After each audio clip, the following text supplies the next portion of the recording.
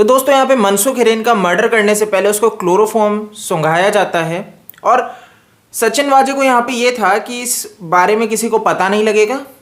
वो भाई मनसुख हिरेन को बुलाता है, जैसे कि मैंने आपको बताया था पहले ही, और एटीएस की जो जांच हुई उन्होंने जो जानकारी दी है और जो निष्कर्ष पे निकले कि भाई ये जो पूरी साजिश है, जो मनसुख हिरेन को मारा गया, इसमें सचिन वाजे था करता धरता और उसके साथ उसकी क्राइम ब्रांच के साथी थे, जो सीआईयू है उसके साथी थे।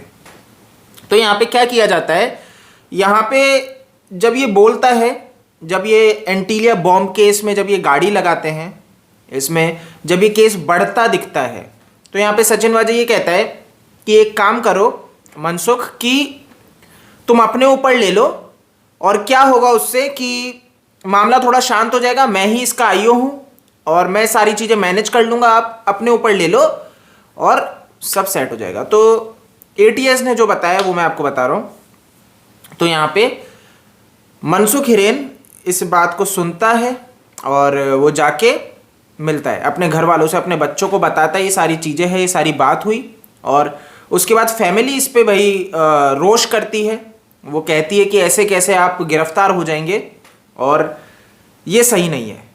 अब क्या था कि मनसुख हिरेन जो था और सचिन वाजे जो थे मित्र थे, परिवार वालों की सबकी नज़र में इन दोनों की मित्रता है, सब जानते हैं अच्छे मित्र है।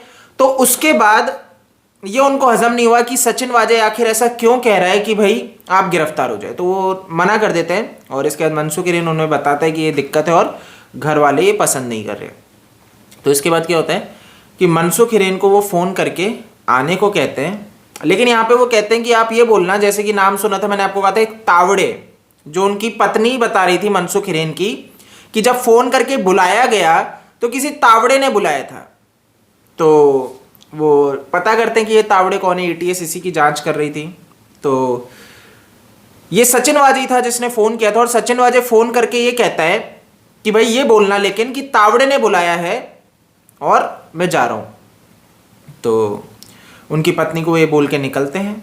उसके बाद सचिन वाजे जाता है, इनकी जो मर्सिडीज़ है इसमें पिक करता है सचिन वाजे, और दो व्यक्ति और बैठे हुए थे। तो एटीएस ने बताया कि जो ये मनसुख हिरेन था ये बैक सीट पे बीच में बैठता है, बगल में दो व्यक्ति और थे और सचिन वाजे भी वहाँ पे उपस्थित थे। सचिन वाजे उपस्थित थे मर्सिडीज़ में।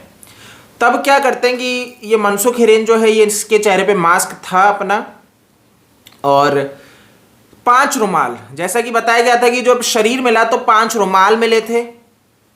तो क्या होता है कि 5 रुमाल जिसमें क्लोरोफॉर्म होता है वो सुंघाने की ये कोशिश करते हैं।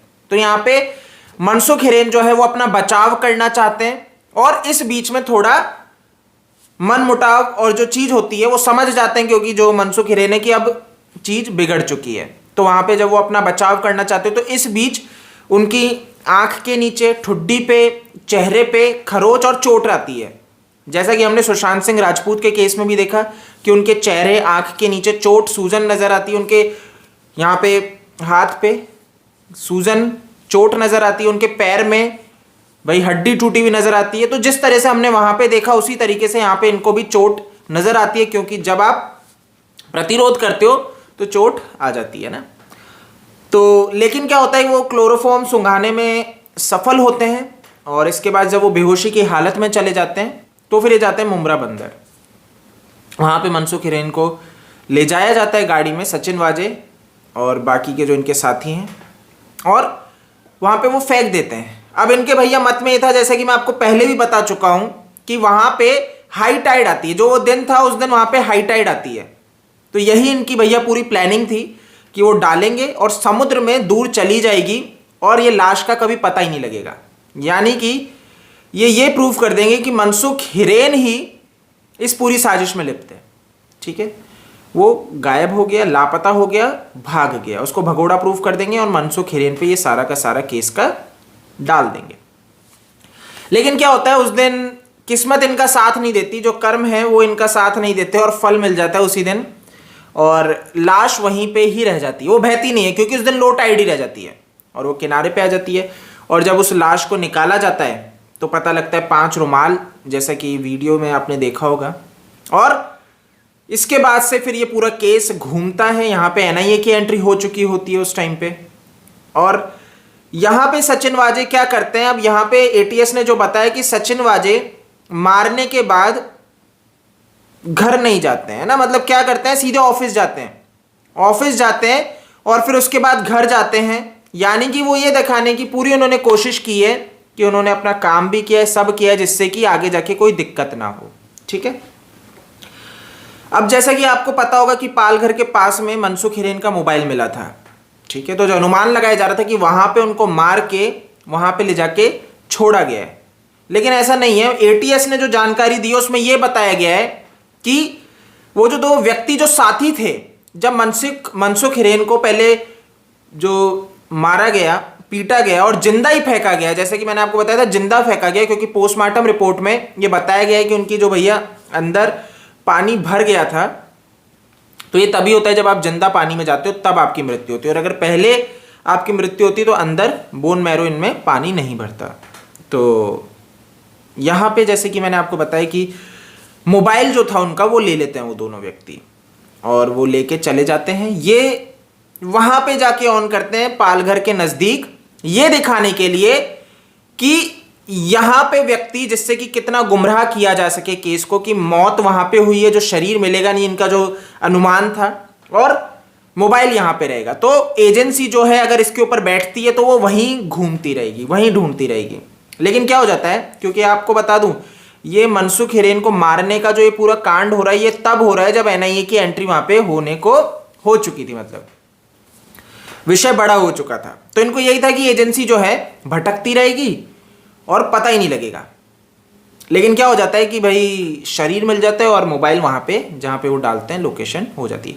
तो एटीएस के हिसाब से ये है कि सचिन वाजे ही वो मेन व्यक्ति है जिसने पूरी साजिश रची। सचिन वाजे ही वो व्यक्ति है जो वहां पे उपस्थित था जिस टाइम पे मौत के घाट उतारा गया। और एटीएस ये कह रहे हैं कि हम और भी आगे जांच कर रहे हैं, बट अब क्या है कि केस कोर्ट ने कह दिया है कि अब आप जांच नहीं कर सकते, अब एनआईए ही सिर्फ इस पे जांच करेगा। तो ये एटीएस का पूरा मामला है। उन्होंने आनन फानन में जो किया है, जैसे बताया कि सचिन वाजे ही पूरा दोषी है और सचिन वाजे ही मेन कल्प्रिट है। आज लेकिन सचिन वाजे अपनी एनआईए की जो स्पेशल कोर्ट है उसके अंदर ये कहते फिर रहे थे कि मुझे बलि का बकरा बनाया जा रहा है, मुझे फंसाया जा रहा है।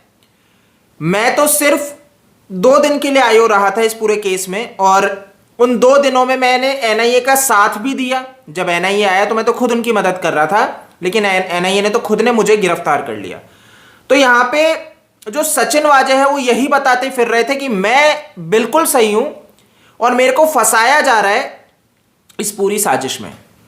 लेकिन क्या होता है कि इतना कुछ बोलने के बाद जब एनआईए पक्ष रखता है, मतलब इतना इन्होंने अपना बचाव में बहुत कुछ कहा बेचारे सचिन वाजे जी ने, बट एनआईए जब अपना पक्ष रखता है तो उसमें वो बताता है कि हमें बहुत से साक्ष्य मिले हैं, बहुत से सीसीटीवी मिले हैं, बहुत से, मतलब आपको बता दूं 1.2 टीबी का डेटा मिला है।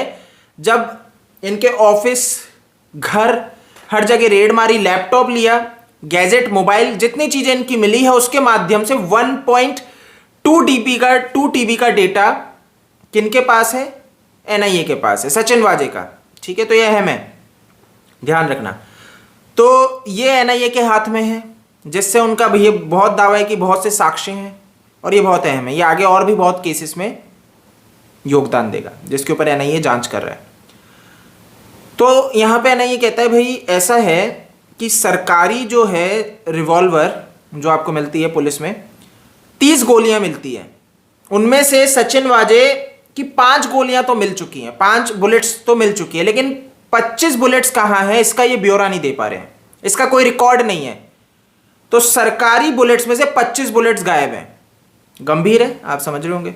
लेकिन इनके पास अनऑफिशियल 60 बुलेट्स हैं, ना ही सरकारी ना ही कहां से, अनऑफिशियल 60 बुलेट्स और मिली हैं। यह गंभीर है कि 25 का इनके पास ब्यौरा नहीं है जो सरकारी थी, और 60 कहां से, कौन सी दुनिया से ये बुलेट्स लेके घूम रहे हैं। तो ये क्या चल रहा है ये कांड, इसके ऊपर एनआईए ने कहा कि ये बहुत गलत चीजों में लिप्त है। एनआईए ने एक समझदारी यहां पे ये दिखाई, जो जैसे कि मैंने कल आपको बताया था, यूएपीए लगा दिया है।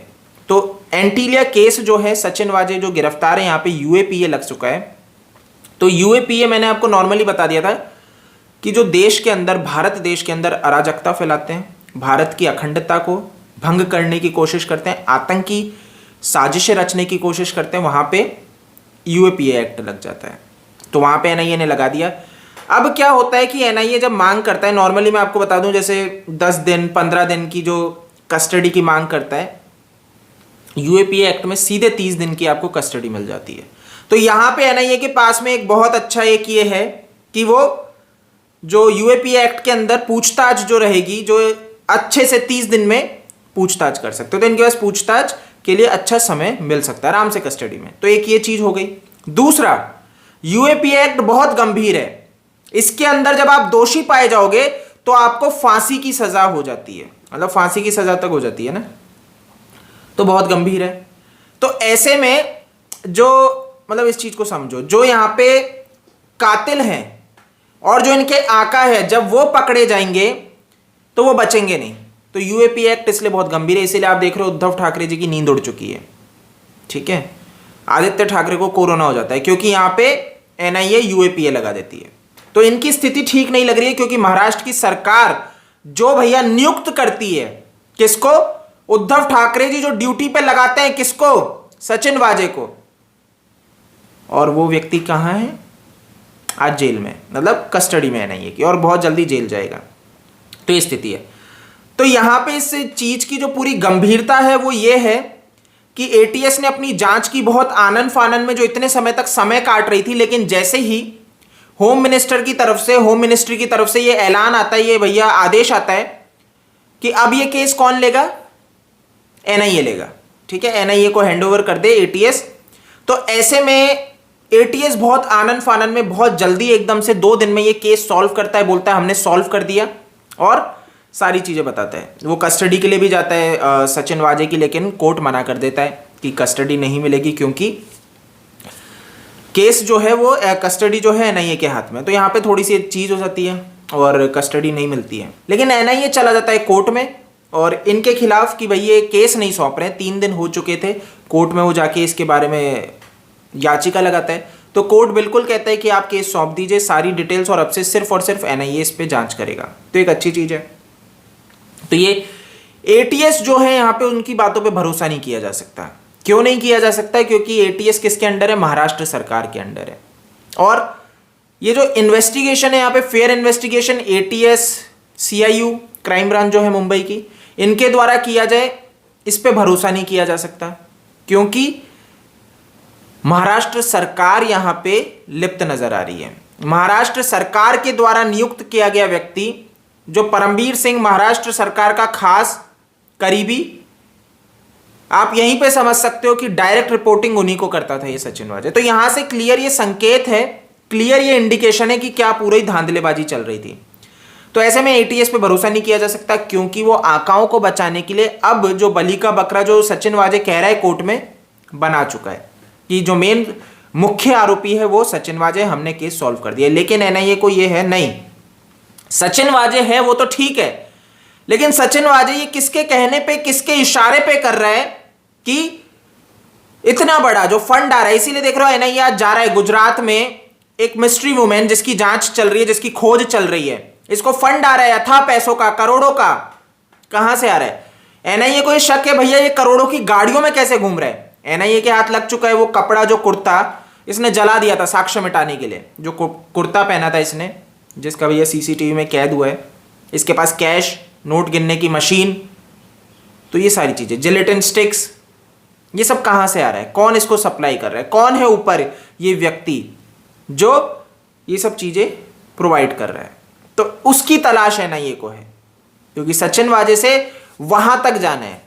और यही मैंने आपको हर बार कहा है कि क्यों उद्धव ठाकरे सरकार की स्थिति बहुत खराब चल रही है, क्यों वो डरे हुए हैं, क्योंकि एनआईए सिर्फ इसमें नहीं है, मनसुख हिरेन का मर्डर केस में वो यहां पे संतुष्ट नहीं है कि भैया ठीक है मार दिया भाई सचिन वाजे ने मनसुख हिरेन को, तो भैया गिरफ्तार कर लो। नहीं, एनआईए को चाहिए कि भाई कौन है ये भारत की अखंडता को तोड़ने वाला।